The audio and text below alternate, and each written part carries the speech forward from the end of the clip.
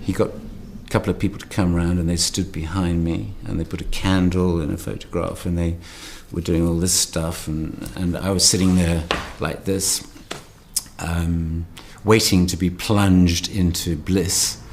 And that didn't happen, but what did happen was I felt this cold feeling start here and come up my legs and stop at the base of my spine. And they carried on for a little bit, and then he said, well, that's it. What you have to do now is meditate, and it'll work out.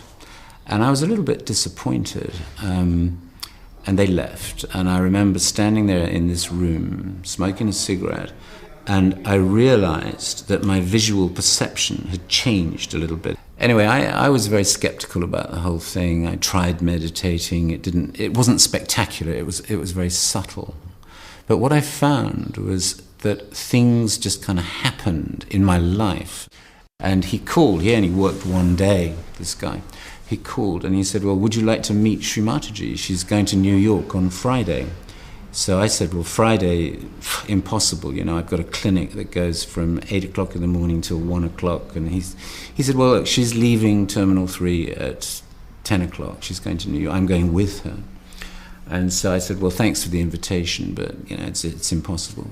And on that Friday, which was the next day, the secretary said, oh, Dr. Wells, something really funny is that, but your first 4 patients have all cancelled.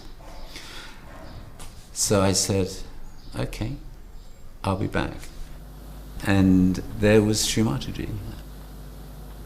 You are your own master, no doubt, but you are to be made into it. Unless and until you are connected to the means through this, unless and until you are baptized, you are not your spirit. Now the spirit resides in your heart. Nobody knows, you see. He resides in your heart. But you are not aware of it. When the Kundalini passes through these various centers and pierces through this one, then the seed of the spirit is here. If it doesn't work, we'll work it out later.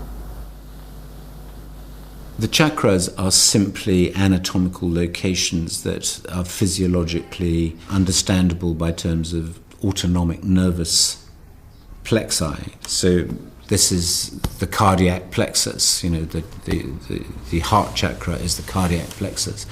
The Vishuddhi is the cervical plexus.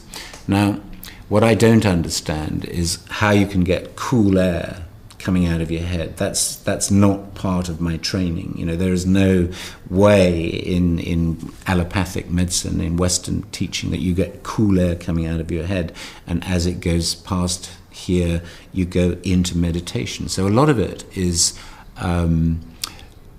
difficult to explain from a scientific point of view if you've been trained, like I am, to be critical and to go to the library and check things out. And my own view is that it's entirely up to me whether I choose to believe in Sahaj Yoga, whether Sri Mataji is a divine being, whatever. So, for example, if this thing caught fire and God appeared and said, here I am, we'd all have no problem with it. There's always room for doubt.